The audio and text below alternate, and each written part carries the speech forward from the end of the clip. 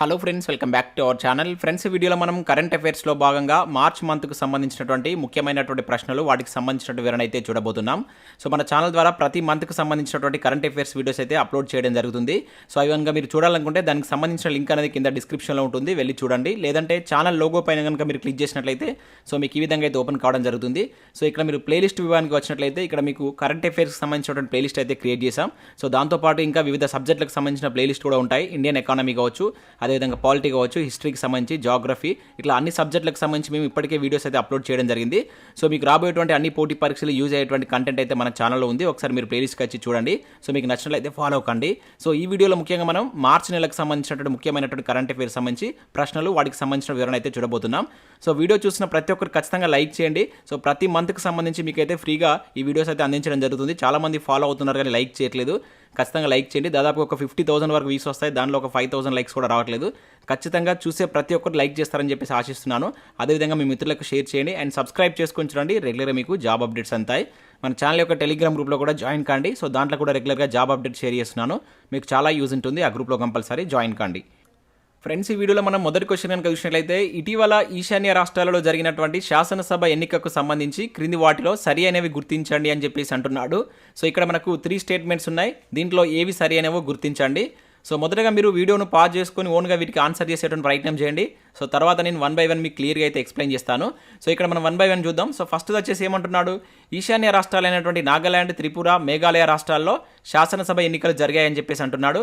So Nagaland నూతన ముఖ్యమంత్రిగా కాంగ్రాడ్ Sangma ఎన్నికయ్యాడంటున్నాడు. And Nagaland చరిత్రలో తొలిసారిగా ఇద్దరు మహిళలు అసెంబ్లీ ఎన్నికల్లో విజయం సాధించారని చెప్పేసి అంటున్నాడు. ఆ ఇద్దరు మహిళలు వచ్చేసి హెకామి జాకాలు, అదేవిధంగా సల్హౌతును అంటున్నాడు. సో దీనిలో మనం సరి అనేవి గుర్తించవలసి అయితే ఉంటుంది. సో 1 బై 1 ఎలిమినేట్ చేసుకుంటాం.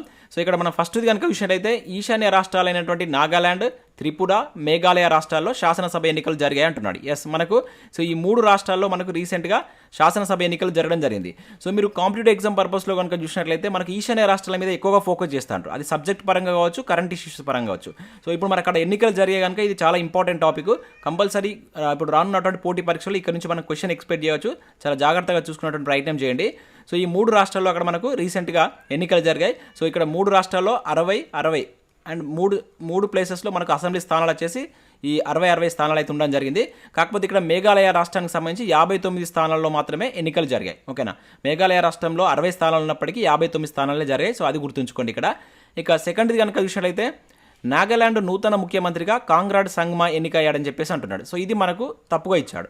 ఓకేనా, సో కాంగ్రాడ్ సంగ్మా అనేటువంటి పర్సన్ మనకు నాగాలాండ్ కాదు, మేఘాలయ రాష్ట్రానికి రెండోసారి ముఖ్యమంత్రిగా కావడం జరిగింది. ఇది ఇంపార్టెంట్. ఎన్నోసారి అని కూడా యాడ్ చేస్తాడు. మనకి ఎప్పుడైనా స్టేట్మెంట్ బేస్లో క్వశ్చన్ అడగాలనుకున్నప్పుడు ఇటువంటి యాడ్ చేస్తారు ఇక్కడ. సో ఎన్నోసారి అని చెప్పేసి అడగవచ్చు. సో మేఘాలయ రాష్ట్రానికి రెండవసారి మనకు ఎవరు, కాంగ్రాడ్ సంగ్మా సీఎం కావడం జరిగింది. మరి నాగాలాండ్ రాష్ట్రానికి ఎవరు సీఎం అయ్యారంటే సో ఐదవసారి మనకు నెఫియో రియో అనేటువంటి పర్సన్. ఓకే, నెయిఫియో అంటారు, నెఫియో.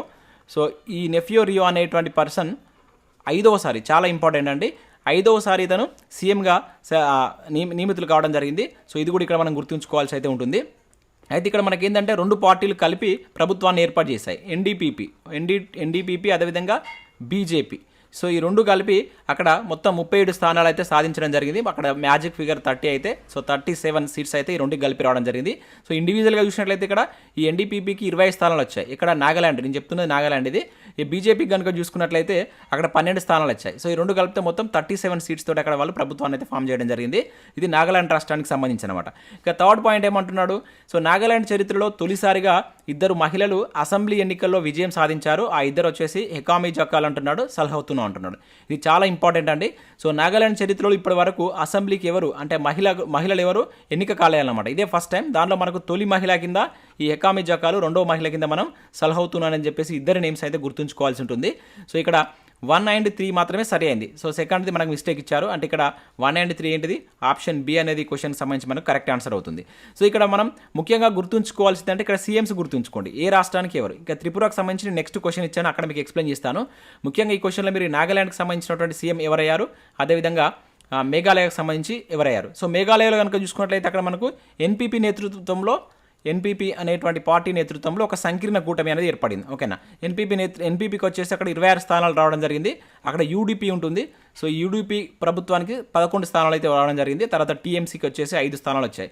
సో అక్కడ ఇవన్నీ కలిపి ఎన్పీపీ నేతృత్వంలో మనకు ఎన్పీపీ కావచ్చు, యూడీపీ కావచ్చు, అదేవిధంగా బీజేపీ కూడా దానిలో వన్ ఆఫ్ ద మెంబర్గా అయితే ఉంది. ఇవన్నీ కలిపి అక్కడ ఇది ఒక సంకీర్ణ కూటమితోటి ప్రభుత్వాన్ని అయితే ఏర్పాటు చేశాయి. సో దానికి ఎవరు సీఎంగా ఉన్నారంటే కాంగ్రాట్ సంగ్మా రెండవసారి అక్కడ సీఎం కావడం జరిగింది. సో ఇవన్నీ వీటికి సంబంధించి గుర్తుంచుకోండి.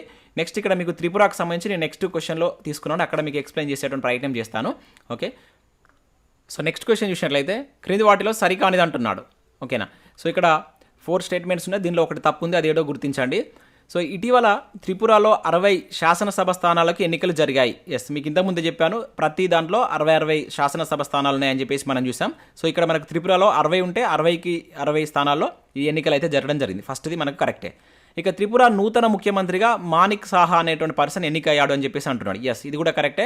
సో ఇది రెండవసారి ఇతను నియమితులు కావడం రెండవసారి బీజేపీకి సంబంధించిన పర్సన్. వరుసగా బీజేపీ అక్కడ గవర్నమెంట్ ఫామ్ చేయడం జరిగింది. ఇది సెకండ్ టైం అనమాట. సో 32 స్థానాలతో అక్కడ సో వీళ్ళు అత్యధిక మెజార్టీ పార్టీతోటి సో త్రిపురలో సో మాణిక్ సాహా ప్రభుత్వం అయితే రావడం జరిగింది. ఇది బీజేపీకి సంబంధించింది అనమాట, అది గుర్తుంచుకోండి. ఇక త్రిపుర రాష్ట్రం 1972 జనవరి 21న ఏర్పడిందని చెప్పేసి అంటున్నాడు. ఎస్, ఇది కరెక్టే, చాలా ఇంపార్టెంట్ అండి. సో రీసెంట్గా మనకు ఏడబ్ల్యూఓ ఏఓ సో ఒక ఎగ్జామ్లో ఈ డేట్ అడిగిందండి. ఓకేనా, సో దీనిలో మనకు ఈ ఒకటే డేట్ మీద మనకు 3 రాష్ట్రాలు ఏర్పడతాయి, ఈశాన్య రాష్ట్రాలు. సో ఈశాన్య రాష్ట్రాల యొక్క పునర్వ్యవస్థీకరణ చట్టం అని చెప్పేసి మనకు 1971లో వచ్చినటువంటి చట్టాన్ని బేస్ చేసుకొని మనకు సో 1972 ఈ జనవరి 21వ తేదీన మనకు 3 రాష్ట్రాలు ఏర్పడ్డాయి. ఆ 3 రాష్ట్రాల్లో ఇప్పుడు 2 రాష్ట్రాలకు ఎన్నికలు జరిగాయి. ఒకటి త్రిపుర అయితే, సో ఇంతకుముందు చూసినటువంటి మరొక రాష్ట్రం మేఘాలయ, ఇది కూడా అదే రోజు ఏర్పడింది. సో మరొక రాష్ట్రం ఏంటంటే సో ఇవి కాకుండా మణిపూర్ అనేటువంటి రాష్ట్రం కూడా ఇదే రోజున ఏర్పడింది. ఓకేనా, దానికి ఇప్పుడు ఎన్నికలు జరగలేదు, కాకపోతే సో ఇదే తేదీన మనకు ఏర్పడింది. సో ప్రజెంట్ మణిపూర్ సీఎంగా ఎవరున్నారు అనేది కింద కామెంట్ చేసేటువంటి ప్రయత్నం చేయండి. అక్కడ ఏ ప్రభుత్వం ఉంది, ఏ పార్టీ ప్రభుత్వం ఉంది అనేది కింద కామెంట్ చేయండి.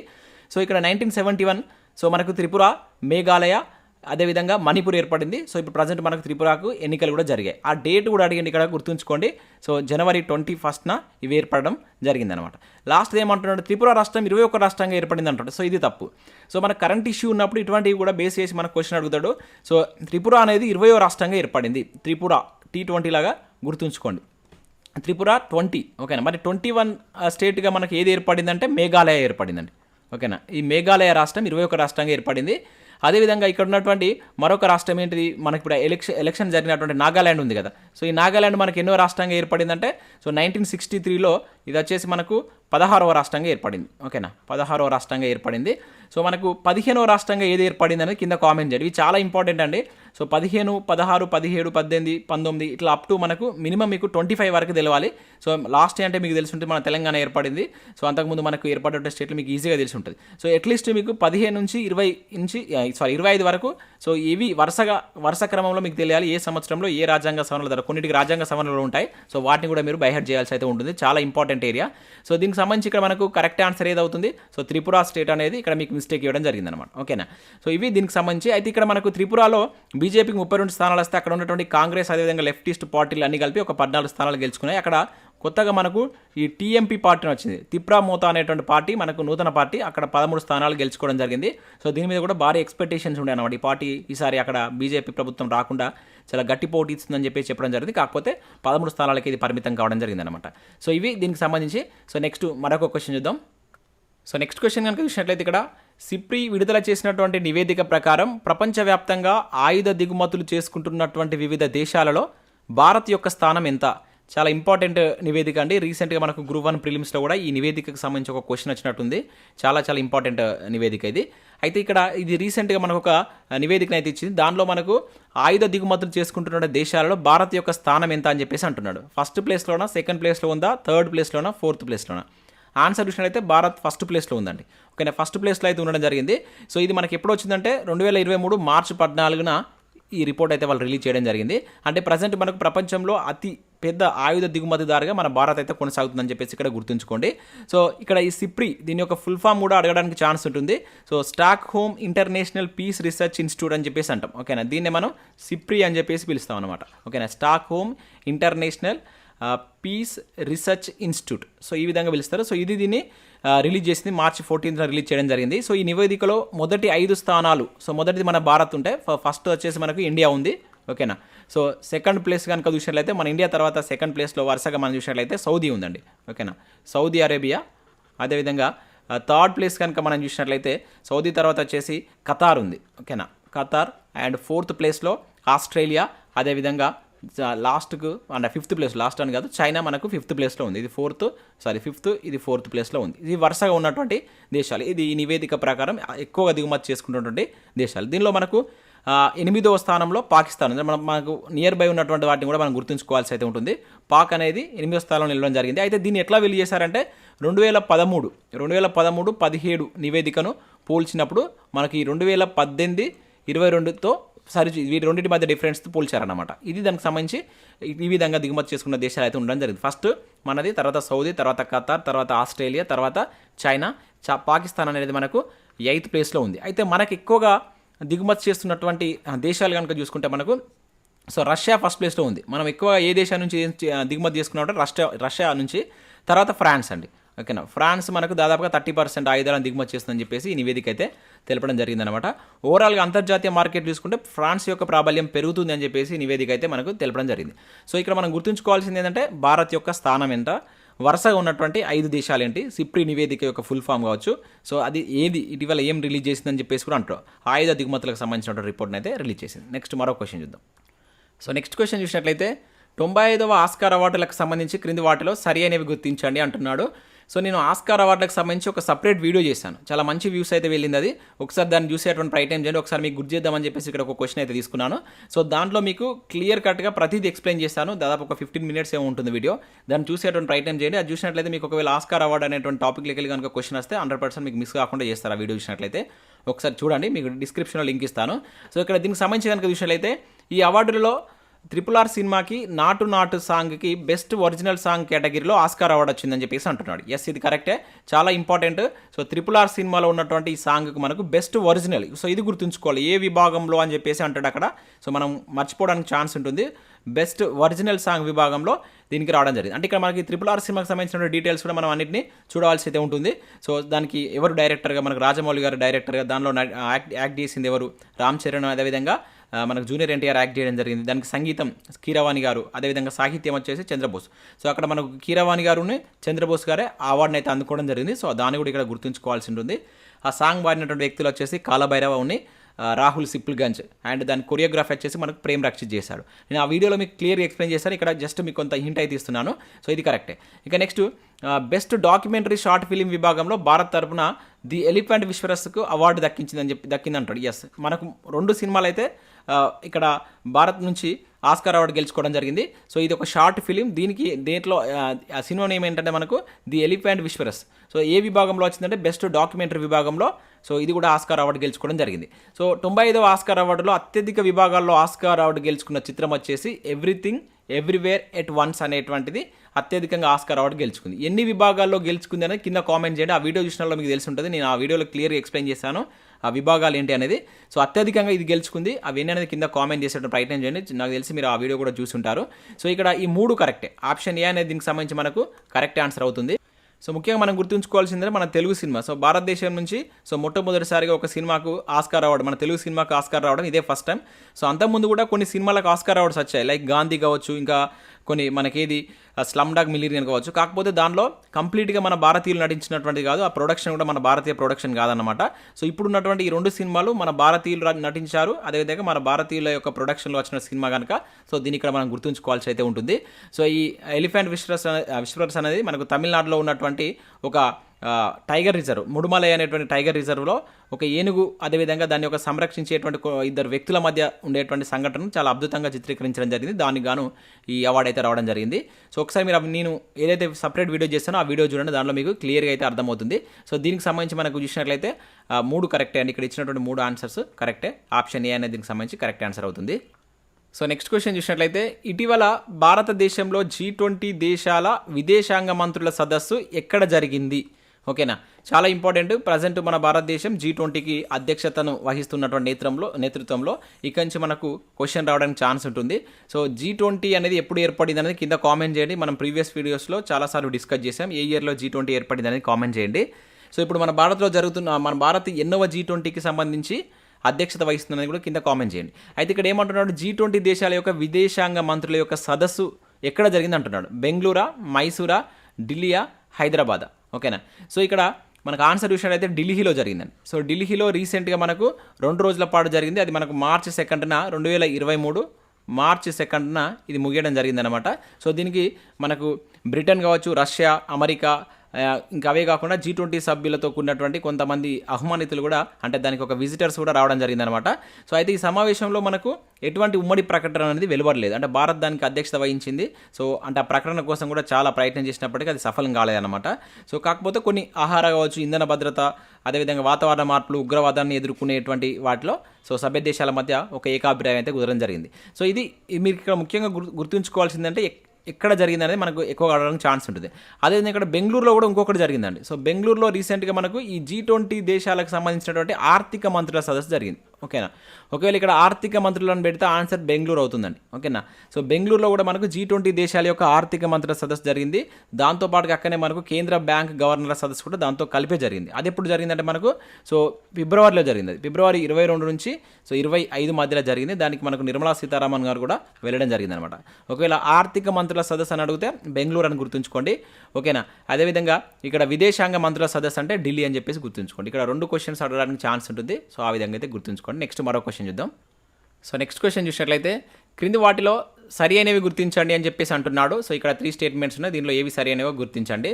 సో ఫస్ట్ చూసినట్లయితే మనకు దేశంలోనే మొట్టమొదటి ప్రోటోటైపింగ్ సెంటర్ను ఇటీవల హైదరాబాద్లో ప్రారంభించారు అని చెప్పేసి అంటున్నాడు. ఎస్, ఇది కరెక్టే. సో ప్రోటోటైపింగ్ సెంటర్ని మనం టీవాక్స్ అని చెప్పేసి అంటాం. ఇక్కడ ఆల్రెడీ ఇచ్చాను. టీవాక్స్ సెంటర్ను ఇటీవల మనకు హైదరాబాద్లో ప్రారంభించారు అని చెప్పేసి అంటున్నారు. ఎస్, ఇది కరెక్టే. ఇక సెకండ్ ఏంటిది, ఈ ప్రోటోటైపింగ్ సెంటర్ను అంటే టీవాక్స్ను మంత్రి కేటీఆర్ గారు ఫాక్స్కాన్ సంస్థ చైర్మన్ అయినటువంటి యంగ్ లీతో కలిపి ప్రారంభించారు అని చెప్పేసి అంటున్నాడు. ఎస్, సో వీళ్ళిద్దరు కలిసి దీన్ని మనకు రీసెంట్గా ప్రారంభించడం జరిగింది. ఎప్పుడంటే మనకు మార్చి 2వ తేదీన 2023 మార్చి 2వ తేదీన దీన్ని మనకు ఇక్కడ హైదరాబాద్లో ఉన్నటువంటి ఐటీ కారిడార్, ఓకేనా, దేశంలోనే మొట్టమొదటిసారిగా ఈ టీవాక్స్ సెంటర్ని అయితే వీళ్ళు కలిపి స్టార్ట్ చేయడం జరిగిందనమాట. సో ఈ యంగ్ లీ సో ఈ ఫాక్స్కాన్ సంస్థ యొక్క చైర్మన్, అదేవిధంగా సీఈఓగా చేస్తున్నటువంటి వ్యక్తి. అండ్ నెక్స్ట్ ఫాక్స్కాన్ సంస్థ ఆస్ట్రేలియాకు చెందిన అంటున్నాడు. ఇది తప్పండి. సో ఇది మనకు తైవాన్కు చెందినటువంటి సంస్థ. ఓకేనా. తైవాన్ చాలా ఇంపార్టెంట్. ఇది ఇటీవల మనకు వార్తల్లో ఎక్కువగా ఉంటుంది. సో ఏంటంటే ఇది ఈ తైవాన్కు చెందినటువంటి ఒక ఎలక్ట్రానిక్ ఉత్పత్తి తయారీ సంస్థ అన్నమాట. ఓకేనా. సో ఇది 192 అనేది దీనికి కరెక్ట్ ఆన్సర్ అవుతుంది. ఆప్షన్ సి అనేది దీనికి సంబంధించి కరెక్ట్ ఆన్సర్. సో మరి ఈ టీవాక్స్లో ఏముంటాయి అనేది ఇక్కడ చూసినట్లయితే జనరల్గా ఏంటంటే ఇక్కడ ఎవరైనా ఏ దేశం నుంచి వచ్చేటువంటి వ్యక్తులైనా కూడా వినూత్నంగా ఏదైనా వస్తువులు తయారు చేయాలనుకున్నా సో వారి యొక్క ఆలోచనకు ఈ టీవాక్స్ కనుక ఆలోచనలతో వస్తే సో వాళ్ళకి అవసరం ఉండేటువంటి అత్యాధునిక యంత్రాల యొక్క సదుపాయాన్ని ఈ టీవాక్స్లో కల్పిస్తారనమాట. అంటే ఇప్పుడు ప్రజెంట్ ఈ టీవాక్స్లో దాదాపుగా 110 కోట్ల విలువ గలటువంటి అత్యాధునిక 200 యంత్రాలు అందుబాటులో తీసుకొచ్చింది అన్నమాట తెలంగాణ ప్రభుత్వం. సో అక్కడ మొదటి దశలో భాగంగా ప్రజెంట్ ఒక 78,000 చదరపు అడుగుల విస్తీర్ణంలో దీన్ని ఏర్పాటు చేశారు. సో వాటికి ఆడ యంత్రాలు ఉంటాయన్నమాట. ఏదైనా వాళ్ళు కొత్త ఆలోచనలతో వస్తే సో మన తెలంగాణ ప్రభుత్వం వాళ్ళకి కావాల్సినటువంటి ఈ ఫెసిలిటీ కల్పిస్తున్నారు. దాన్నే మనం టీవాక్స్ అని చెప్పేసి అంటే ఇది దేశంలోనే మొట్టమొదటిది అనమాట. సో దాన్నే ప్రోటోటైపింగ్ సెంటర్ అని చెప్పేసి కూడా పిలుస్తారు. సో చాలా ఇంపార్టెంట్. మన హైదరాబాద్లో ఏర్పడ్డది కనుక సో నేరుగా క్వశ్చన్ అడగడానికి ఛాన్స్ ఉంటుంది. ఆప్షన్ సి అనేది దీనికి సంబంధించి మనకు కరెక్ట్ ఆన్సర్. నెక్స్ట్ మరో క్వశ్చన్ చూద్దాం. సో నెక్స్ట్ క్వశ్చన్ కనుక చూసినట్లయితే సో నేచర్ ఇండెక్స్ సంస్థ నివేదిక ప్రకారం భారతదేశంలో ఈ క్రింది ఏ యూనివర్సిటీ మొదటి స్థానంలో నిలిచిందని చెప్పేసి అంటున్నారు. సో రీసెంట్గా మనకి నేచర్ ఇండెక్స్ సంస్థ ఒక నివేదికనిచ్చింది. దాని ప్రకారం ఏ యూనివర్సిటీ మనకు ఫస్ట్ ప్లేస్లో ఉంది.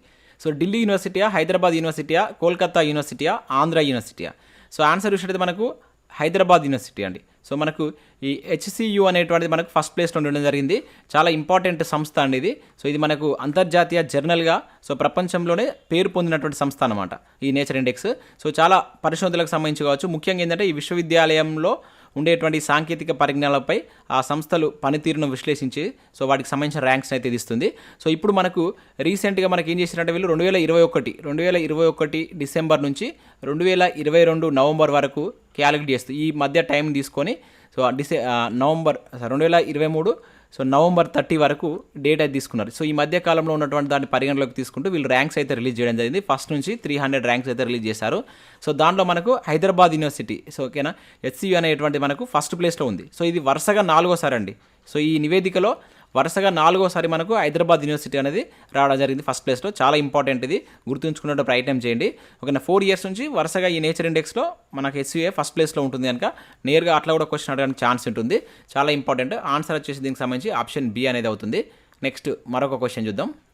సో నెక్స్ట్ క్వశ్చన్ కనుక చూసినట్లయితే సో క్రింది వాటిలో సరి అనేవి గుర్తించండి అంటున్నారు. సో ఇటీవల G20 దేశాల విదేశాంగ మంత్రుల సదస్సు హైదరాబాద్లో జరిగింది అంటున్నాడు. సో ఆల్రెడీ దీనికి సంబంధించి మనం డైరెక్ట్ క్వశ్చన్ కూడా చూసాం కానీ ఇంతకుముందు మరొకసారి ఇక్కడ రిపీట్ అయింది question. Okay, no problem. So first ఇక్కడ చూసినట్లయితే ఇటీవల G20 దేశాల విదేశాంగ మంత్రుల సదస్సు హైదరాబాద్లో అంటున్నాడు. సో ఇది తప్పు. మీకు ఆల్రెడీ నేను ఇంతకుముందు చెప్పాను, ఇది ఎక్కడ జరిగింది, మనకు ఢిల్లీలో జరిగింది. ఓకేనా. అదేవిధంగా G20 దేశాల యొక్క ఆర్థిక మంత్రుల సదస్సు వచ్చేసి మనకు బెంగళూరులో జరగడం జరిగింది. సో ఇది కరెక్ట్ అవుతుంది మనకు. అంటే ఆప్షన్ 2 దీనికి సంబంధించి మనకు కరెక్ట్ ఆన్సర్. ఆల్రెడీ మనం దీనికి సంబంధించిన ఎక్స్ప్లెనేషన్ కూడా చూసాం. సో ఇది ఢిల్లీలో జరిగింది, ఇది మనకు బెంగళూరులో జరగడం జరిగింది. ఇంపార్టెంట్, గుర్తుంచుకోండి. సో సెకండ్ టైం మరొకసారి అయితే రిపీట్ అయింది ఇది. సో నెక్స్ట్ ఫ్రెండ్స్, మన ఛానల్ ద్వారా తెలంగాణ కల్చర్ కావచ్చు, అదేవిధంగా ప్రభుత్వ పథకాలకు సంబంధించినటువంటి 2 గ్రాండ్ టెస్ట్ అనేది మన యాప్లోకి తీసుకురావడం జరిగింది. టాప్ 100 బిట్స్కి సంబంధించినటువంటి 2 గ్రాండ్ టెస్ట్ ప్రజెంట్ యాప్లో ఉన్నాయి. జస్ట్ మీరు 30 రూపీస్ చెల్లించి ఆన్లైన్లో ఈ టెస్ట్ రాసుకోవచ్చు అండ్ పీడిఎఫ్ కూడా డౌన్లోడ్ చేసుకొని ప్రింట్ తీసుకోవచ్చు. ఇంకా అదే కాకుండా మన యాప్లో గ్రూప్ 2 కావచ్చు, అదేవిధంగా గ్రూప్ 4 అండ్ ఆర్థమెటిక్ సంబంధించినటువంటి ఫుల్ వీడియో కోర్సెస్ కూడా ఉన్నాయి. కరెంట్ అఫైర్స్ పీడిఎఫ్ కూడా పర్ మంత్కు 20 రూపీస్ చొప్పున చెల్లించి మీరు పీడిఎఫ్ కూడా పొందవచ్చు. మార్చ్ మంత్కి సంబంధించిన పీడిఎఫ్ అనేది విత్ ఇన్ 3 or 4 డేస్లో నేను ఆ పీడిఎఫ్ కూడా అప్లోడ్ చేయడం జరుగుతుంది. ఇంకా టెస్ట్ సిరీస్కి సంబంధించి కనుక చూసినట్లయితే మీకు ఇండియన్ పాలిటీ టెస్ట్ సిరీస్ ఉంది, తెలంగాణ చరిత్ర, తెలంగాణ ఉద్యమ చరిత్ర, అదేవిధంగా జనరల్ సైన్స్కి సంబంధించిన టెస్ట్ సిరీస్తో పాటు జనరల్ స్టడీస్కి సంబంధించినటువంటి షార్ట్ హ్యాండ్ రైటింగ్ నోట్స్ కూడా మన యాప్లో ఉంది. వీటికి సంబంధించిన శాంపిల్ టెస్టులు, శాంపిల్ పీడిఎఫ్స్ అక్కడ ఉంటాయి. ఒకసారి చూసిన తర్వాత నచ్చితే దానికి సంబంధించిన కోర్స్ అయితే తీసుకోండి. ప్రతి ఒక్కరు యాప్ను డౌన్లోడ్ చేసుకోండి. ముందు కూడా మీకు యూజ్ అయ్యేటువంటి కంటెంట్ మన యాప్లోకి తీసుకురావడం జరుగుతుంది. సో నెక్స్ట్ క్వశ్చన్ కనుక చూసినట్లయితే ఇటీవల వార్తల్లో నిలిచినటువంటి మెగాట్రోపికస్ 1 అనేది ఒక ఏంటి అని చెప్పేసి అంటుండే. ఇది ఒక కీటకం పేరా, లేదా ఇది ఒక ఉపగ్రహమా, ఇది ఒక అగ్నిపర్వతమా, లేదా ఇది ఒక ట్రోపియా, అంటే ఏదైనా గేమ్కి సంబంధించిన ట్రోపియా అని చెప్పేసి అంటున్నాడు. ఇది మనకి ఇటీవల వార్తల్లో ఉన్నటువంటి ఒక వర్డ్ అనమాట. సో ఇట్లా కూడా మనకు క్వశ్చన్ అడుగుతున్నాడు. ఏదైనా స్పెసిఫిక్ వర్డ్ తీసుకొని దాని యొక్క మీనింగ్ అడగడానికి ఛాన్స్ ఎక్కువ ఉంటుంది. సో దీనికి సంబంధించి మనం కరెక్ట్ ఆన్సర్ కనుక చూసినట్లయితే ఇది ఒక ఉపగ్రహం అండి. ఓకేనా, ఇది ఒక ఉపగ్రహం. సో దీనికి సంబంధించి మనం చూసినట్లయితే రీసెంట్గా మనకు ఇస్రో ఒక ప్రయోగాన్ని అయితే చేపట్టడం జరిగింది. సో ఈ మెగాట్రోపికస్ 1 అనే ఉపగ్రహాన్ని మనకు ఇస్రో ఫ్రాన్స్తో కలిపి 2011లో పంపించడం జరిగిందనమాట. సో దీనికి కాలం చెల్లుబాటు అయిపోయింది. అంటే ఇది పనిచేసినటువంటి కాలం అనేది మనకు 2021 తోటి కంప్లీట్ అయిపోయింది. అయితే జనరల్గా ఇట్లా వీటి యొక్క ఎక్స్పైరీ డేట్ అయిపోయిన తర్వాత వీటిని అక్కడనే కూల్చివేస్తారనమాట. సో దానివల్ల ఆ గ్రహ శకలాల వల్ల సో ఫ్యూచర్లో భూమికి ప్రమాదం ఉందని చెప్పేసి సో రీసెంట్గా మనకు ఇస్రో ఈ ప్రయోగాన్ని అయితే చేపట్టడం జరిగింది. సో ఏదైతే ఈ మెగాట్రోపికస్ 1 సో విజయవంతంగా ఒక క్రమ పద్ధతిలో దాన్ని మనకిక్కడ పసిఫిక్ మహాసముద్రంలో కూల్చివేయడం జరిగిందనమాట. ఓకే, పసిఫిక్ మహాసముద్రం వైపు తీసుకువచ్చి విజయవంతంగా దాన్ని అక్కడ కూల్చివేసిందనమాట. సో ఇది మనకు వార్తల్లో ఉన్నటువంటి అంశం కనుక గుర్తుంచుకోండి. ఇది 2011లో పంపించినటువంటి ఒక ఉపగ్రహం. దాన్ని రీసెంట్గా మన వాళ్ళు సో ఇక్కడ పసిఫిక్ మహాసముద్రం పైన కూల్చివేయడం జరిగింది. అది ఎప్పుడు జరిగిందంటే మనకు రీసెంట్గా మార్చ్ 7న ఈ ప్రయోగం అయితే మనకు ఇస్రో చేపట్టడం జరిగింది. సో గుర్తుంచుకోండి, డైరెక్ట్గా అడుగుతారు. ఇది మనకి ఎప్పుడు పంపించారని అడిగితే 2011 ఎవరితోటి అంటే సంయుక్తంగా ఫ్రాన్స్ స్పేస్ ఏజెన్సీ ఉంటుంది కదా, సో వాళ్ళతోటి సంయుక్తంగా దీన్ని పంపించారు. ఇది 2021 వరకు అయితే వర్క్ చేయడం జరిగిందనమాట. దాని కాలం కంప్లీట్ అయిపోయిన తర్వాత దాన్ని రీసెంట్గా మనకు సో ఈ ఇక్కడ పసిఫిక్ మహాసముద్రం పైన ఒక క్రమ పద్ధతిలో దాన్ని కూల్చివేయడం జరిగింది మన ఇస్రో సైంటిస్టులు. సో అది కూడా ఇక్కడ గుర్తుంచుకోండి. నెక్స్ట్ చూద్దాం. సో నెక్స్ట్ క్వశ్చన్ కనుక చూసినట్లయితే సో భారత్ నిసార్ శాటిలైట్ను ఈ క్రింది ఏ దేశంతో సంయుక్తంగా రూపొందిస్తుందని చెప్పేసి అంటున్నాడు. ఇది చాలా ఇంపార్టెంట్ క్వశ్చన్ అండి. సో భారత్ ఒక దేశంతో మనకు ఈ నిసార్ అనేటువంటి శాటిలైట్ని అయితే సంయుక్తంగా రూపొందిస్తుంది. ఆ దేశం ఏంటి? సో జపానా, ఆస్ట్రేలియానా, రష్యానా, అమెరికానా? సో దీనికి సంబంధించి మన ఆన్సర్ చూసినట్లయితే అమెరికా అండి. ఓకేనా. ఇస్రో అదేవిధంగా అమెరికా అంతరిక్ష పరిశోధన సంస్థ అయినటువంటి మనకు నాసా, ఇస్రో, నాసా కలిపి ఈ నిసార్ని అయితే సంయుక్తంగా రూపొందించడం జరుగుతుంది. అయితే రీసెంట్గా దీన్ని మనకు అమెరికాలో ఉన్నటువంటి కాలిఫోర్నియా నుంచి బెంగళూరుకి అయితే తరలించడం జరిగింది. సో దీని యొక్క ఉపయోగం ఏంటంటే ముఖ్యంగా ఏంటంటే భూమిపై ఉండేటువంటి ఈ క్రస్ట్, భూమి లోపల ఉండేటువంటి క్రస్ట్ కావచ్చు, ఉపరితలం, అదేవిధంగా మనకు మంచు ప్రాంతాల్లో ఉండేటువంటి ఈ భూ వాతావరణ పరిస్థితులను అధ్యయనం చేయడానికి ఇది చాలా యూజ్ అవుతుందన్నమాట ఈ నిస్సార్ అనేటువంటిది. సో దీన్ని మనకు అమెరికా భారతదేశం కలిపి ప్రయోగించున్నాయి. సో త్వరలో దీనికి సంబంధించిన ప్రయోగం కూడా చేపట్టున్నారు. సో మనకు మన భారతదేశం నుంచి దీని ప్రయోగాన్ని చేపట్టేందుకు సన్నాహాలు అయితే జరుగుతున్నాయి. సో దీన్ని మనం గుర్తుంచుకోవాల్సిందంటే ఈ నేమ్ గుర్తుంచుకోండి. నిస్సార్ శాటిలైట్ ఏ దేశంతో భారత్ సంయుక్తంగా రూపొందిస్తుందని చెప్పేసి డైరెక్ట్ అవ్వచ్చు, అమెరికా. సో దీని యొక్క యూజెస్ ఏంటి అంటే మనకు సో ముఖ్యంగా ఈ భూ పర్యావరణ వ్యవస్థలో వచ్చేటువంటి మార్పులను గమనిస్తుంది. సో దీనివల్ల ఏంటంటే ఈ ప్రకృతి వైపరీత్యాలైనటువంటి మనకు అగ్నిపర్వతాలు కావచ్చు, అదేవిధంగా సముద్ర మట్టాలు పెరగడం, ఇటువంటి వైపరీత్యాలకు సంబంధించి ఈ శాటిలైట్ ముందే వాటిని గ్రహించి దానికి సంబంధించిన హెచ్చరికలు జారీ చేస్తున్నమాట. సో దానివల్ల అక్కడ ఎటువంటి చర్యలు చేపట్టాలనేటువంటి దానికి అధ్యయనం చేయడానికి ఈ శాటిలైట్ అనేది చాలా యూజ్ అవుతుంది అన్నమాట. సో ఆ పర్పస్లో వీళ్ళు ఈ శాటిలైట్ అయితే రూపొందించడం జరుగుతుంది. సో ఇది రీసెంట్గా మనకు కాలిఫోర్నియా నుంచి బెంగళూరు రావడం జరిగిందనమాట.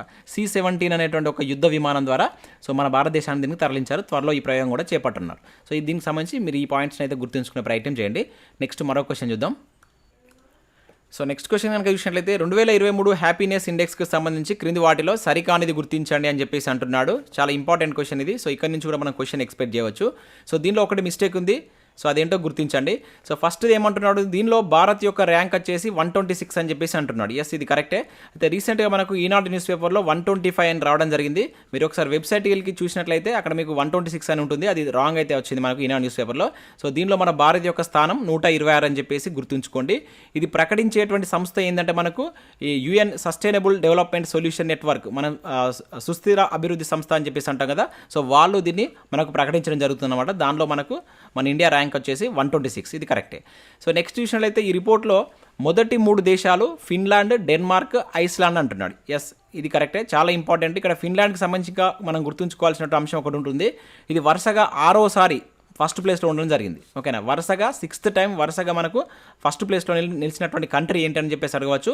ఫిన్లాండ్, తర్వాత మనకు డెన్మార్క్ 2nd ప్లేస్లో ఉంది, తర్వాత ఐస్లాండ్ అనేది మనకు 3rd ప్లేస్లో ఉంది. సో దాని తర్వాత కూడా మనకు అడిగితే ఓకే, ఇజ్రాయెల్ అనేది 4th ప్లేస్లో ఉంది, తర్వాత మనకు నెదర్లాండ్ అనేది 5th ప్లేస్లో ఉంది. వరుసగా 3 అయితే గుర్తుంచుకోండి. సో మ్యాక్సిమం మనకు 3 ఆడడానికి ఎక్కువగా ఛాన్స్ ఉంటుంది. ఓకే, నెక్స్ట్ ఈ హ్యాపీనెస్ ఇండెక్స్ రిపోర్ట్ను 2001 నుంచి ఇస్తున్నారు అని చెప్పేసి అంటున్నాడు. ఇది తప్పండి. సో ఈ రిపోర్ట్ అనేటువంటిది, ఈ నివేదిక అనేది మనకి ఎప్పటి నుంచి ఇస్తున్నారు అంటే 2012 నుంచి ఇస్తున్నారు. 2012 నుంచి దీన్ని ప్రచురించడం జరుగుతుంది. సో ఇంతకుముందు చెప్పినట్టుగా మీకు UN sustainable development solution network అనేటువంటి సంస్థ 2012 నుంచి ఈ ర్యాంకును అయితే వాళ్ళు ఇవ్వడం జరుగుతుంది. సో ఈ నివేదికను ప్రతి సంవత్సరం మనకు మార్చి 20th విడుదల చేస్తారు. ఎందుకు ఈ మార్చి 20th దీన్ని రిలీజ్ చేస్తారంటే, సో ఆ రోజు మనకు అంతర్జాతీయ ఆనంద దినోత్సవం అనేటువంటి ఒక డేను సెలబ్రేట్ చేస్తుంది UNO. సో అదే రోజున దీన్ని మనకు రిలీజ్ చేయడం జరుగుతుంది అనమాట. ఈ డేట్ కూడా గుర్తుంచుకోండి, ఇంపార్టెంట్. 2012 నుంచి దీన్ని రిలీజ్ చేస్తున్నారు. అయితే ఇక్కడ మరొక విషయం ఏంటంటే, మన భారతదేశం పక్కన ఉండేటువంటి మిగతా దేశాలు మనకంటే బెటర్ ర్యాంక్లో ఉన్నాయి. సో ఇక్కడ ఎగ్జాంపుల్ మనం చైనా చూసినట్లయితే చైనా 64వ స్థానంలో ఉండడం జరిగింది. ఇంకా అదేవిధంగా మన పైన ఉండేటువంటి నేపాల్ చూస్తే 78వ స్థానం ఉంది. అదేవిధంగా మన సైడ్కు ఏది ఇటు మన బంగ్లాదేశ్ వచ్చేసి చూసినట్లయితే 118వ స్థానంలో ఉంది. ఇంకా అదే కాకుండా శ్రీలంకకు 112వ స్థానంలో, పాకిస్తాన్ కనుక చూసుకున్నట్లయితే పాకిస్తాన్ కూడా మనకంటే బెటర్ ర్యాంక్లో ఉంది. 108వ ర్యాంక్లో పాకిస్తాన్ ఉంది. మనది మాత్రం సో 126 ర్యాంక్లో ఉండడం జరిగింది. మొత్తం మనకు 137 దేశాలకు సంబంధించి ర్యాంక్స్ అయితే రిలీజ్ చేసింది. 137 దేశాల్లో భారత్ యొక్క స్థానం ఏంటంటే 126 అనమాట. ఓకేనా, ఇవి గుర్తుంచుకోండి. సో మనకు ఒక స్టేట్మెంట్ బేస్డ్ క్వశ్చన్ అడగాలనుకుంటే ఈ పాయింట్స్ అన్ని అక్కడ యాడ్ చేస్తారనుక జాగ్రత్తగా గుర్తుంచుకోండి. సో నెక్స్ట్ క్వశ్చన్ చూసినట్లయితే, ఇటీవల ప్రపంచంలోనే వెదురు బారియర్ నిర్మాణంను ఏ రాష్ట్రంలో నిర్మించినట్లు కేంద్రం ప్రకటించింది. ఓకేనా, ప్రపంచంలోనే అతి పెద్దదండి, ఇక్కడ కరెక్ట్ పర్లేదు. ప్రపంచంలోనే అతి పెద్ద వెదురు బారియర్ అనేది మన భారతదేశంలో నిర్మించారు. అయితే అది ఏ రాష్ట్రంలో నిర్మిస్తున్నట్లు మనకు కేంద్రం ఇటీవల ప్రకటించింది. ఇక్కడ క్వశ్చన్ కొంచెం కరెక్ట్గా పర్లేదు. సో అది దానికి సంబంధించిన మీనింగ్. సో మధ్యప్రదేశ్, ఉత్తరప్రదేశ్, మహారాష్ట్ర, తమిళనాడు ఏ రాష్ట్రంలో ఈ వెదురు బారియర్ను ఏర్పాటు చేశారు అని అంటున్నాడు. సో ఆన్సర్ కనుక చూసినట్లయితే మనకు మహారాష్ట్ర అండి. సో మహారాష్ట్రలో, సో మనకు ముఖ్యంగా మహారాష్ట్రలో ఉన్నటువంటి నేషనల్ హైవే అదేంటంటే మనకు చంద్రపూర్, అదేవిధంగా యావత్మల్ జిల్లాల మధ్యన ఉన్నటువంటి వాణి వరోరా అనేటువంటి ఒక పట్టణం. ఈ వరోరా అనేటువంటి ఒక పట్టణం, ఈ రెండింటి మధ్యలో ఉన్నటువంటి 200 కిలోమీటర్ల దూరంలో సో దీన్ని ఏర్పాటు చేయడం జరిగిందనమాట. సో 200 మీటర్లు, కిలోమీటర్ కాదు, 200 మీటర్ల దూరంలో దీన్ని ఏర్పాటు చేశారు. ఇది ప్రపంచంలోనే మనకు ఒక వెదురు క్రాష్ బారియర్ని యూజ్ చేసి నిర్మించినటువంటి సో మొట్టమొదటి వెదురు బారియర్ అనమాట. ఇది మనకు మహారాష్ట్రలో రావడం జరిగింది. సో ఇక్కడ మనం గుర్తుంచుకోవాల్సిందంటే ఏ రాష్ట్రం, సో అడిగితే ఏ పట్టణాల మధ్య అని చెప్పేసి కూడా అడగవచ్చు. వాణి వరోరా అనేటువంటి ప్లేస్లో 200 మీటర్ల దూరంతో సో ఈ వెదురు బారియర్ని అయితే తీసుకురావడం జరిగింది. దీనికి బాహుబలి అని చెప్పేసి పేరు పెట్టారు. ఓకేనా, దీనికి బాహుబలి బారియర్ అని చెప్పేసి కూడా నేమ్ పెట్టారు. సో దీన్ని ఇక్కడ మనం గుర్తుంచుకోవాల్సి అయితే ఉంటుంది. సో దీనికి సంబంధించి మనకు ఆప్షన్ C అనేది correct answer. So next question కనుక చూసినట్లయితే క్రింది వాటిలో సరి అనేవి గుర్తించండి అని చెప్పేసి అంటున్నాడు.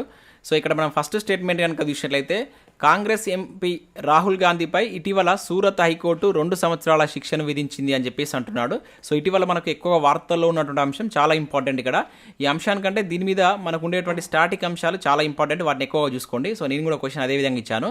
సో రీసెంట్గా మనకు ఇది సూరత్ హైకోర్టు సో ఎంపీ ఎవరైతే మనకు రాహుల్ గాంధీ ఉన్నారో సో అతనికి 2 సంవత్సరాల శిక్షణ అయితే విధించడం జరిగింది. సో ఎందుకు ఈ శిక్ష విధించవలసి వచ్చింది ఏంటంటే సో 2019 ఎన్నికల్లో భాగంగా సో ఎన్నికల క్యాంపెయినింగ్లో భాగంగా మనకు ఎవరైతే ఈ రాహుల్ గాంధీ ఉన్నారో సో కర్ణాటకలో ఉన్నటువంటి కోలార్ అనేటువంటి ప్రాంతంలో బహిరంగ సభ సమావేశంలో సో కొన్ని వ్యాఖ్యలు చేయడం జరిగింది. ముఖ్యంగా ఏంటంటే ఈ మోడీ నేమ్ పెట్టుకున్న వాళ్ళంతా దొంగలేనా అంటూ వ్యంగ్యంగా కొన్ని వ్యాఖ్యలు చేయడం జరిగిందనమాట. సో దానికి గాను సో అక్కడ ఉన్నటువంటి ఒక పర్సన్ ఈ మోడీ వర్గానికి సంబంధించినటువంటి ఒక పర్సన్ సో సూరత్ కోర్టులో కేసు అయితే వేయడం జరిగింది. సో దానిపైన విచారణ జరిపినటువంటి సూరత్ హైకోర్టు సో ఇటీవల మనకు తీర్పునిచ్చింది అనమాట. సో ఏమని తీర్పునిచ్చిందంటే సో 2 సంవత్సరాలు అతనికి జైలు శిక్ష విధిస్తున్నట్లు తీర్పునిచ్చింది. సో ఇది మనకి ఇప్పుడు హాట్ టాపిక్గా ఉన్నటువంటి ఇష్యూ, చాలా ఇంపార్టెంట్. దీని మీద బేస్ చేసుకొని మనకు స్టాటిక్ అంశాలు క్వశ్చన్ అవ్వడానికి ఎక్కువగా ఛాన్స్ ఉంటుంది. సో ఫస్ట్ ఇది కరెక్టే. సెకండ్ విషయం అయితే రాహుల్ గాంధీ కేరళలో ఉన్నటువంటి వయానాడ్ నియోజకవర్గానికి ఎంపీగా గెలిచారంటున్నారు. సో ప్రజెంట్ ఇతను కేరళలో ఉన్నటువంటి వయానాడ్ ఎంపీగా అయితే పనిచేస్తున్నారు. అంతకుముందు మనకు అమేథీ నుంచి చాలాసార్లు గెలిచింది అనమాట. సో రీసెంట్గా మాత్రం ఇప్పుడు మాత్రం వయానాడ్ ఎంపీగా ఉండడం జరిగింది. ఇది ఇంపార్టెంట్ అండి, ఇక్కడ మనం కన్ఫ్యూజ్ చేయడానికి ఛాన్స్ ఉంటుంది. సో దీనికంటే ముందు మనకు అమేథీ నుంచి అతను చాలాసార్లు 2 or 3 times గెలిచిండు. సో ప్రజెంట్ మాత్రం మనకు కేరళలో ఉన్నటువంటి ఈ వయానాడ్ నియోజకవర్గానికి ఎంపీగా పనిచేస్తున్నారు.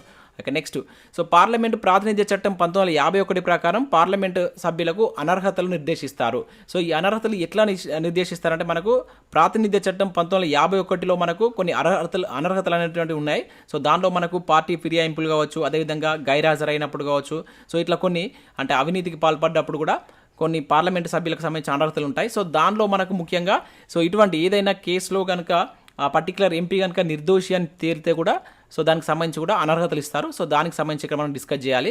సో ఇది కూడా కరెక్టే, మనకు ఆప్షన్ 3 అనేది కూడా కరెక్టే. నెక్స్ట్ ఇక్కడ చూసినట్లయితే పార్లమెంటు సభ్యుల యొక్క అనర్హతల గురించి తెలిపేటువంటి ఆర్టికల్ 105 అంటున్నాడు. సో ఇది తప్పండి, ఇది మనకు మిస్టేక్ ఇచ్చారు. సో పార్లమెంటు సభ్యుల యొక్క అనర్హతల గురించి తెలిపేటువంటి ఆర్టికల్ వచ్చేసి మనకు 102. సో ఈ 102లో భాగంగా పార్లమెంటు సభ్యులకు సంబంధించినటువంటి అనర్హతలు అనేటువంటివి అక్కడ చేర్చడం జరిగింది అనమాట. ఇది ఇక్కడ మనకు మిస్టేక్ ఇచ్చారు. అంటే ఇక్కడ 1, 2, 3 అనేది కరెక్ట్ ఆన్సర్ అవుతుంది. ఆప్షన్ బి అనేది ఈ క్వశ్చన్కి సంబంధించినటువంటి కరెక్ట్ ఆన్సర్. సో ఇంకా మనం ఇక్కడ గుర్తుంచుకోవాల్సినటువంటి అంశం ఏంటంటే సో మనకి ఏదైతే ఇప్పుడు ఇక్కడ మనకు రాహుల్ గాంధీ గారు ఈ కేసులో భాగంగా దోషి అని తేలింది. సో దానికి ఇక్కడ మనకు అతనికి 2 సంవత్సరాల జైలు శిక్షణ అయితే విధించింది. అయితే దీనికి ఆల్రెడీ ఒక 30 days స్టే కూడా ఇచ్చింది. అంటే ఈ 30 daysలో రాహుల్ గాంధీ పై హైకోర్టుకు పోవచ్చు, లేకుండా సుప్రీంకోర్టు కూడా పోవచ్చు. ఎందుకంటే మనకు ఆర్టికల్ 226 ప్రకారం సో నా ప్రాథమిక హక్కులకు భంగం కలిగిందని చెప్పేసి అది నేను అనలేదని చెప్పేసి అట్లా ఏదైనా ఒక రకంగా ప్రాథమిక హక్కులకు ప్రకారం 226 ప్రకారం హైకోర్టు కావచ్చు, లేదంటే మనకు 32 ప్రకారం సుప్రీంకోర్టులో కూడా మనకు రిపిటిషన్ అక్కడ దాఖలు చేసేటువంటి ఛాన్స్ కూడా ఉంటుందన్నమాట. అయితే ఇక్కడ దీనికి సంబంధించిన ఇష్యూ కనుక మనం చూసినట్లయితే 2 years ఇక్కడ జైలు శిక్ష ఇతనికి పడింది కదా. సో ఇక్కడ మనకు ఇదే చట్టంలో ఇట్లా ఏ విధంగా ఉంటుందంటే ఒక ఎంపీ కనుక ఆర్ ఎమ్మెల్యే ఎవరైనా ఏదైనా కేసులో కనుక దోషి అని తేలితే అతను 6 సంవత్సరాల వరకు సో ఎలక్షన్లో పార్టిసిపేట్ చేయొద్దు, ఓటు వేయొద్దని చెప్పేసి కూడా దీనిలో ఒక నిబంధన ఉంటుందన్నమాట. సో ఈ 6 సంవత్సరాలు ఎట్లా వర్తిస్తుందంటే ఈ శిక్ష కంప్లీట్ అయిన తర్వాత 6 సంవత్సరాలు, ఇది మనం ఇక్కడ గుర్తుంచుకోవాల్సింది. అంటే ఇక్కడ టోటల్గా ఒకవేళ ఇది కనుక అమలు అయినట్లయితే రాహుల్ గాంధీ గారికి 8 సంవత్సరాల దాకా ఇతను ఎన్నికల్లో ప్రత్యక్షంగా పాల్గొనడానికి అనర్హుడిగా ఉంటాడనమాట. అంటే ఇక్కడ ఏంటిది 2+6గా మనం గుర్తుంచుకోవాలి. శిక్ష పడ్డప్పటి నుంచి 2 సంవత్సరాలు కంప్లీట్ అయిన తర్వాత 6 yearsను క్యాలిక్యులేట్ చేస్తారు. సో అది ఇక్కడ మనం గుర్తుంచుకోవాల్సినటువంటి అంశం. అంటే టోటల్గా 8 years వరకు సో ఇతను ఎన్నికల్లో పాల్గొనడానికి ఛాన్స్ అయితే ఉండదు. సో ఇది జరిగినటువంటి నెక్స్ట్ డేనే మనకు ఎవరైతే లోక్సభ స్పీకర్గా ఉన్నటువంటి పర్సన్ ఇతన్ని డిస్క్వాలిఫై కూడా చేయడం జరిగింది. సో అది కూడా మనకి ఇప్పుడు ప్రజెంట్ హాట్ టాపిక్గా ఉన్నటువంటి ఇష్యూ. సో ఇట్లా దీనికి సంబంధించినటువంటి కంప్లీట్ అంశాలను చూసుకోండి. ఇంకా పార్లమెంట్కి సంబంధించినటువంటి అర్హతలు కావచ్చు, ఏది ఎంపీలకు సంబంధించిన అర్హతలు కావచ్చు, పార్లమెంట్ యొక్క విధులకు సంబంధించి కూడా చూడండి. సో వాటిని కూడా బేస్ చేసుకుని క్వశ్చన్ అడగవచ్చు. సో దీనికి సంబంధించి మనకి ఇక్కడ 1, 2, 3 అనేటువంటిది కరెక్ట్ ఆన్సర్ అవుతుంది. ఆప్షన్ బి అనేది దీనికి సంబంధించి correct answer. So next question కనుక చూసినట్లయితే ఇటీవల భారతదేశ తలసరి ఆదాయం ప్రస్తుత ధరల వద్ద, సో ఇక్కడ గుర్తుంచుకోవాల్సిన అంశం ప్రస్తుత ధరల వద్ద ఎంత ఉందని జాతీయ గణాంక కార్యాలయం వెల్లడించింది. ఓకేనా. సో 3,17,000, అదేవిధంగా 86,647 లేదా 1,72,000 లేదంటే 98,118. సో ఇక్కడ ప్రస్తుత ధరల వద్ద ఉంటుంది, స్థిర ధరల వద్ద ఉంటుంది. ఇక్కడ మనం అడుగుతున్నది ఏంటిది ప్రస్తుత ధరల వద్ద జాతీయ ఆదాయం ఎంత అని చెప్పేసి మనకు రీసెంట్గా జాతీయ గణాంక కార్యాలయం మనకు ఒక నివేదిక వెల్లడించడం జరిగింది. అది ఎంత అని చెప్పేసి అడుగుతున్నాడు. సో దీనికి ఆన్సర్ చూసినట్లయితే మనకు 1,72,000 అండి. చాలా ఇంపార్టెంట్, మనకు ఎకానమీ పరంగా కావచ్చు, డైరెక్ట్గా కరెంట్ అఫేర్స్ ఇష్యూ పరంగా కూడా మనం క్వశ్చన్ అడగడానికి ఛాన్స్ ఉంటుంది. సో 1,72,000 అయితే ఉంది. అయితే మనకు భారతదేశం యొక్క తలసరి ఆదాయం ఇది ప్రస్తుత ధరల వద్ద. సో ఇది ఎట్లా అంటే మనకు ఎన్డీఏ ప్రభుత్వం అధికారంలోకి వచ్చినాక 2014-15తో కంపేర్ చేసుకున్నప్పుడు సో మనకు ఎన్ఎస్ఓ అప్పుడు ఒక రిపోర్ట్ ఇచ్చింది. ఓకేనా, ఎన్ఎస్ఓ మనకి రిపోర్ట్స్ ఇస్తుంది దీనికి సంబంధించి. సో ఆ రిపోర్ట్ ప్రకారం అప్పుడు కనుక మనకు ఎట్లా ఉండేదంటే 86,000 ఉండేది. సో ఇక్కడ ఉన్నటువంటి 86,647 ఉండేది. సో ప్రజెంట్ ఇదే మనకు ప్రస్తుత ధరల వద్ద ఎంత ఉంది, 1,72,000 ఉంది. అంటే దాదాపు ఇక్కడ మనకు వృద్ధి రేట్ అనేటువంటి చాలా ఎక్కువగా ఉందన్నమాట. 99% వృద్ధి రేట్ వచ్చిందని చెప్పేసి వీళ్ళు చెప్పడం జరుగుతుంది. అదే ఒకవేళ మనకు ఇది ప్రస్తుత ధరల వద్ద కాకుండా ఇది స్థిర ధరల వద్ద కనుక చూసినట్లయితే సో అది ఎంత ఉంటుంది, స్టార్టింగ్లో స్థిర ధరల వద్ద వచ్చేసి మనకు సో ఇప్పుడు ప్రజెంట్ ఎట్లా ఉందంటే 98,000 ఉందన్నమాట. ఇది స్థిర ధరల వద్ద. ఓకేనా, సో ప్రస్తుత ధరల వద్ద అని అడిగితే సో మనం చెప్పవలసిన ఆన్సర్ ఏంటంటే 1,72,000. స్థిర ధరల వద్ద అంటే మనం 98,118 అనేటువంటి మనకు ప్రస్తుతం అది స్థిర ధరలో ఉంది. సో ఇది మనకు రీసెంట్గా ఏది మనకు కేంద్ర గణాంక కార్యాలయం రిలీజ్ చేసినటువంటి ఒక నివేదిక. సో ఇక్కడ మీరు ప్రస్తుత ధరలు స్థిర ధరలు అంటే కొంత కన్ఫ్యూజ్ కావచ్చు. మీకు ఎకానమీ తెలిసినట్టయితే ఈజీగా అర్థమయ్యేటువంటి ఛాన్స్ ఉంటుంది. ఎందుకంటే మనకు జాతీయ ఆదాయాన్ని పోల్చేటప్పుడు 2 రకాలుగా ఇస్తారనమాట. ఒకటి ధరల స్థాయిలో పెరుగుదల అనేది చూస్తారు, అది జనరల్గా అది మనకు వాస్తవ జీడిపి కాదనమాట. సో దాన్ని ప్రస్తుత ధర వద్ద తీసుకుంటారు. జనరల్గా ఉత్పత్తిలో వచ్చేటువంటి పెరుగుదలనే మనకు వాస్తవ జాతీయ ఆదాయం కింద చెప్తారంట. అది స్థిర ధరల వద్ద అనమాట. అది మనకు అక్యురేట్గా వస్తే అదే మనకు వాస్తవ జాతీయ ఆదాయం కింద చెప్తారు. సో మీకు ఎకానమీ సబ్జెక్ట్ తెలిసినట్టయితే ఈజీగా అర్థమయ్యేటువంటి ఛాన్స్ ఉంటుంది. సో ఇక్కడ మీరు డైరెక్ట్గా గుర్తుంచుకోవాల్సిందే ప్రస్తుత ధరల వద్ద ఎంత తలసరి ఆదాయం అంటే 1,72,000. స్థిర ధరల వద్ద ఎంత అని చెప్పేసి అడిగినట్లయితే 98,000 అని చెప్పేసి గుర్తుంచుకోండి. నెక్స్ట్ మరో క్వశ్చన్ చూద్దాం. సో నెక్స్ట్ క్వశ్చన్ కనుక చూసినట్లయితే ప్రపంచంలోనే అతి పొడవైనటువంటి రైల్వే ప్లాట్ఫామ్గా ఇటీవల ఏ రైల్వే స్టేషన్ నిలిచింది అని చెప్పేసి అంటున్నాడు. ముంబై రైల్వే స్టేషనా, వారణాసి రైల్వే స్టేషనా, హుబ్బల్లి రైల్వే స్టేషనా, లేదంటే ఢిల్లీ రైల్వే స్టేషనా? దీంట్లో ఏది ఇటీవల మనకు అత్యంత పొడవైనటువంటి రైల్వే ప్లాట్ఫామ్ను నిర్మించి వార్తల్లో నిలిచింది అంటున్నాడు. సో ఆన్సర్ కనుక చూసినట్లయితే మనకు హుబ్బల్లి రైల్వే స్టేషన్ అండి. ఓకేనా, హుబ్బల్లిలో ఉన్నటువంటి శ్రీ సిద్ధారూఢ స్వామీజీ రైల్వే స్టేషన్ అనేటువంటిది మనకు 1,507 మీటర్ల పొడవుతోటి దీన్ని నిర్మించడం జరిగింది. దీన్ని మనకు రీసెంట్గా మన ప్రధాని మోడీ గారు దీన్ని స్టార్ట్ చేయడం జరిగింది. దాన్ని జాతికి కూడా అంకితం చేశారు. సో ఈ హుబ్బల్లి రైల్వే స్టేషన్ అంటే హుబ్బల్లి అనేటువంటి ప్లేస్ ఎక్కడ ఉందంటే మనకు కర్ణాటకలో ఉంది. ఓకేనా, సో కర్ణాటకలో ఉన్నటువంటి ప్లేస్లో మనకు ప్రపంచంలోనే అతి పొడవైనటువంటి రైల్వే ప్లాట్ఫామ్ అనేది అందుబాటులోకి రావడం జరిగింది. సో మీరు ఇక్కడ గుర్తుంచుకోవాల్సిన అంశం ఏంటంటే దీని యొక్క పొడవు 1,507. సో ఏది హుబ్బల్లి రైల్వే స్టేషన్ అంటే హుబ్బల్లి రైల్వే స్టేషన్ పరిధిలోకి వచ్చేటువంటి శ్రీ సిద్ధారూఢ స్వామీజీ రైల్వే స్టేషన్ అంటారు. సో దీనికి ఇది ఈ విధంగా చేసి గిన్నీస్ బుక్ ఆఫ్ రికార్డులో కూడా చోటు సంపాదించడం జరిగిందనమాట. సో అది కూడా గుర్తుంచుకోండి ఇక్కడ. సో ఇది దీనికి సంబంధించి ఆన్సర్ వచ్చేసి మనకు ఆప్షన్ సి అనేది కరెక్ట్ ఆన్సర్. నెక్స్ట్ మరో క్వశ్చన్ చూద్దాం. సో నెక్స్ట్ క్వశ్చన్ కనుక చూసినట్లయితే క్రింది వాటిలో సరైనవి గుర్తించండి అని చెప్పేసి అంటున్నాడు. సో ఇది మనకు నియామకాలకు సంబంధించిన క్వశ్చన్. సో ఇక్కడ చూసినట్లయితే మనకు నేపాల్ నూతన అధ్యక్షుడిగా రామచంద్ర పౌడెల్ ఇటీవల నియమితులయ్యారు అని చెప్పేసి అంటున్నాడు. ఎస్, ఇది కరెక్టే. మనకు నేపాల్ యొక్క నూతన అధ్యక్షుడిగా మనకు రామచంద్ర పౌడెల్ గారు రీసెంట్గా మనకు మార్చి 13వ తేదీన నియమితులు కావడం జరిగింది. ఓకేనా, సో అక్కడ ఉన్నటువంటి నేపాలీ కాంగ్రెస్ చెందినటువంటి ఈ రామచంద్ర పౌడెల్ సో దీనికి సంబంధించి ఇక్కడ అధ్యక్ష పదవిలో పోటీ చేయడం జరిగింది. సో అక్కడ ఉన్నటువంటి ప్రధాని ఎవరైతే మనకు పుష్పకమల్ దహల్ ప్రచండ నేతృత్వంలో ఉన్నటువంటి 8 పార్టీలు అతనికి మద్దతు ఇవ్వడం జరిగిందనమాట. సో ఈ విధంగా ఇతను నేపాల్ నూతన అధ్యక్షుడిగా ప్రమాణ స్వీకారం చేశారు. ఇక నెక్స్ట్ చూసినట్లయితే చైనా నూతన అధ్యక్షుడిగా మనకు జిన్పింగ్ 5వసారి ఎన్నికయ్యారంటున్నారు. సో ఇది తప్పు. సో చైనా నూతన అధ్యక్షుడిగా జిన్పింగ్ ఎన్నికయ్యండి, కాకపోతే ఇది 5వసారి కాదు, 3వసారి. సో ఇంపార్టెంట్ గుర్తుంచుకోండి. సో 3వసారి మనకు చైనా నూతన అధ్యక్షుడిగా మనకు జిన్పింగ్ అయితే నియమితులు కావడం జరిగింది. ఇక్కడ ఆప్షన్ బి అనేది దీనికి సంబంధించి కరెక్ట్ ఆన్సర్ అవుతుంది. సో ఇదంతో పాటు ఇక్కడ మనకు చైనా ఉపాధ్యక్షుడిగా మనకు హన్ జెంగ్ అనేటువంటి పర్సన్ కూడా నియమితులు కావడం జరిగింది. ఉపాధ్యక్షుడు కావచ్చు. అదేవిధంగా చైనాకు సంబంధించినటువంటి మరొక ప్రధాని మనకు లీ, ఇతను అధ్యక్షుడు. యాక్చువల్గా మనకు చైనా యొక్క అధ్యక్షుడు జిన్పింగ్. సో దాని యొక్క ఉపాధ్యక్షుడు వచ్చేసి హన్ జెంగ్. అదేవిధంగా చైనాకు సంబంధించిన ప్రధాని వచ్చేసి లీ కుయాంగ్ అనేటువంటి పర్సన్ కూడా మనకు రీసెంట్గా నియమితులు కావడం జరిగిందనమాట. సో ఇక్కడ ఈ మూడిట్లలో మనం ముఖ్యంగా గుర్తుంచుకోవాల్సిందంటే మనం జిన్పింగ్ గురించి గుర్తుంచుకోవాల్సి ఉంటుంది. 3వసారి అని చెప్పేసి గుర్తుంచుకోండి. ఇక్కడ దీనికి సంబంధించి మనకు ఆప్షన్ బి అనేది దీనికి సంబంధించి మనకు కరెక్ట్ ఆన్సర్ అయితే అవుతుంది. సో నెక్స్ట్ మరొక క్వశ్చన్ చూద్దాం. సో నెక్స్ట్ క్వశ్చన్ కనుక చూసినట్లయితే ఇటీవల భారత పర్యటన చేసిన ఆస్ట్రేలియా ప్రధాని ఎవరు అని చెప్పేసి అంటున్నాడు. ఓకేనా, మెలోనియా, అబ్దుల్ ఫతా ఆల్ సిసియా, లేదంటే యాంటోనీ ఆల్బనిసా, లేకుంటే జిన్పింగా? సో దీనిలో మనకు భారతదేశ పర్యటన, మనకు మార్చ్లో భారతదేశ పర్యటన చేసినటువంటి ఆస్ట్రేలియా ప్రధాని ఎవరు? సో ఆన్సర్ చూసినట్టు మనకు యాంటోనీ ఆల్బోనిస్ అనేటువంటి పర్సన్ మనకు సో రీసెంట్గా భారత పర్యటన చేయడం జరిగింది. మార్చి 10న మనకు భారత పర్యటనకు రావడం జరిగింది అనమాట. సో భారత పర్యటనకు వచ్చి చాలా కొన్ని కీలక అంశాల పరంగా సో భారత్ ఆస్ట్రేలియా మధ్య కొన్ని ఒప్పందాలు కూడా కుదరడం జరిగింది. సో ఇది ఇక్కడ మనం ముఖ్యంగా గుర్తుంచుకోవాల్సింది అంటే ఎవరు అని చెప్పేసి అడుగుతారు, ఈ నేమ్ గుర్తుంచుకోండి. అదేవిధంగా మనకి ఇదే మార్చిలో ఇంకొకరు కూడా, ఓకేనా, ఇక్కడ జార్జియో మెలోని అనేటువంటి పర్సన్, ఇటలీకి సంబంధించినటువంటి పర్సన్, ఈమె కూడా భారత పర్యటన చేసింది అనమాట. ఓకేనా, ఇద్దరు మనకు ముఖ్యమైన వ్యక్తులు మనం మార్చిలో గుర్తుంచుకోవాల్సిందంటే ఒకళ్ళు ఇటలీ ప్రధాని, ఓకేనా. సో ఎవరు?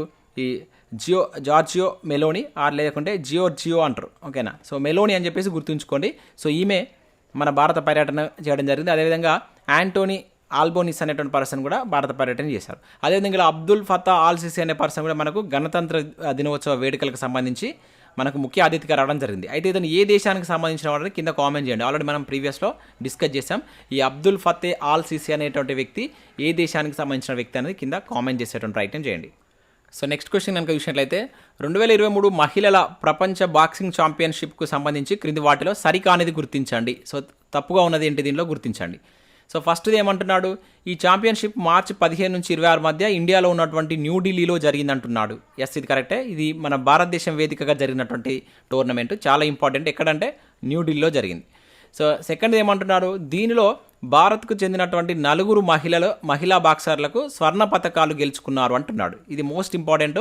సో మన భారతదేశానికి సంబంధించినటువంటి 4 పర్సన్స్ ఎవరైతే ఉన్నారో, నిఖత్ జరీన్ కావచ్చు, స్వీటీ బురా, నీతు గంగాస్, అదేవిధంగా లవ్లీనా బూర్గోహెన్ అనేటువంటి పర్సన్, వీళ్ళు 4 స్వర్ణ పతకాలు గెలుచుకున్నారు అనమాట. ఓకేనా.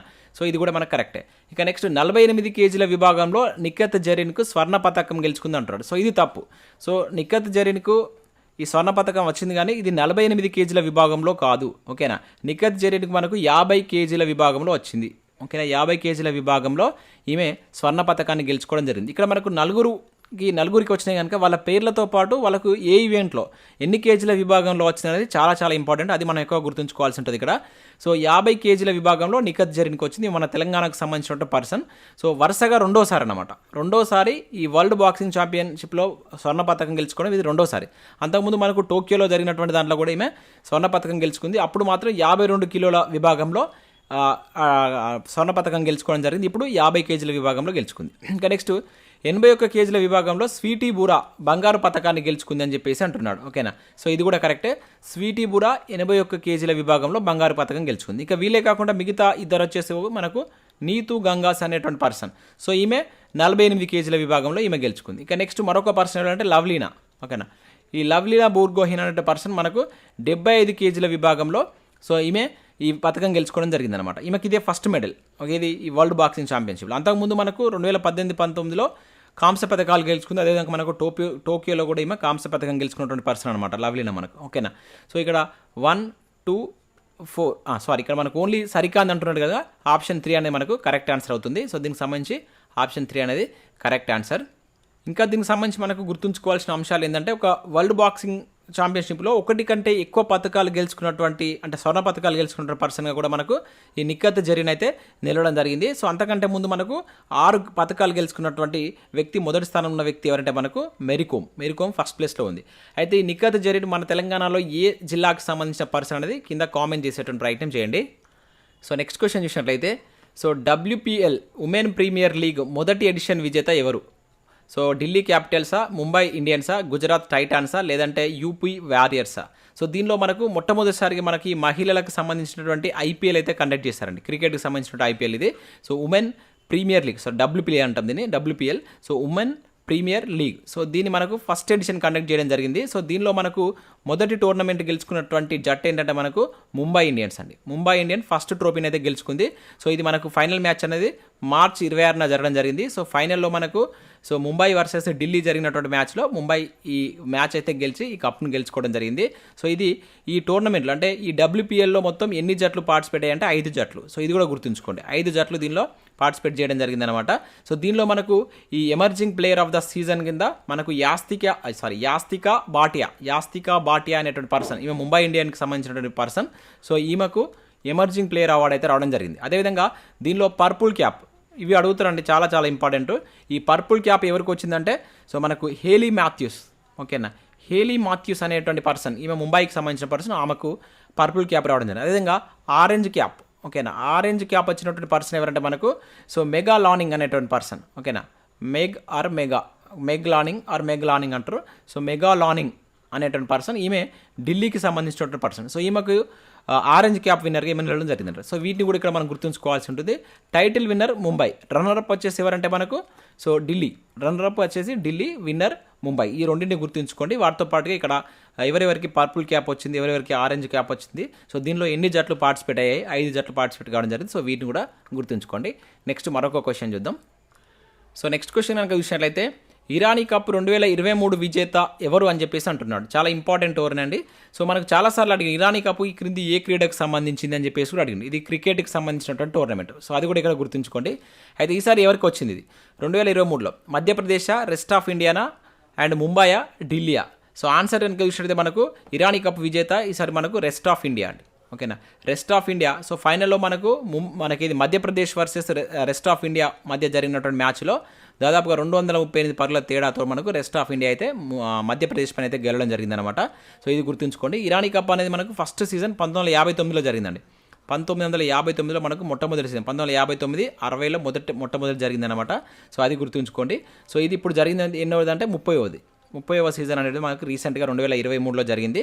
సో దీని విజేత వచ్చేసి మనకు రెస్ట్ ఆఫ్ ఇండియా అని చెప్పేసి గుర్తుంచుకోండి. చాలా ఇంపార్టెంట్. ఇటువంటి మనకు నేరుగా అడుగుతారు. అదేవిధంగా ఈ ఇరానీ కప్ అనేటువంటిది దేనికి సంబంధించిందని అడుగుతుంది, క్రికెట్కి సంబంధించిన కప్ అని చెప్పేసి గుర్తుంచుకోండి. సో నెక్స్ట్ క్వశ్చన్ చూసినట్లయితే క్రింది వాటిలో సరి అనేవి గుర్తించండి అని చెప్పేసి అంటున్నాడు. సో ఫస్ట్ ఏమంటున్నాడు, హాకీ ఇండియా 2022 ఉత్తమ క్రీడాకారులుగా హార్దిక్ సింగ్, మహిళా జట్టు కెప్టెన్ అయినటువంటి సవితా పూనియా అవార్డులు గెలుచుకున్నారు అని చెప్పేసి అంటున్నాడు ఫస్ట్ది. ఎస్, ఇది కరెక్టే.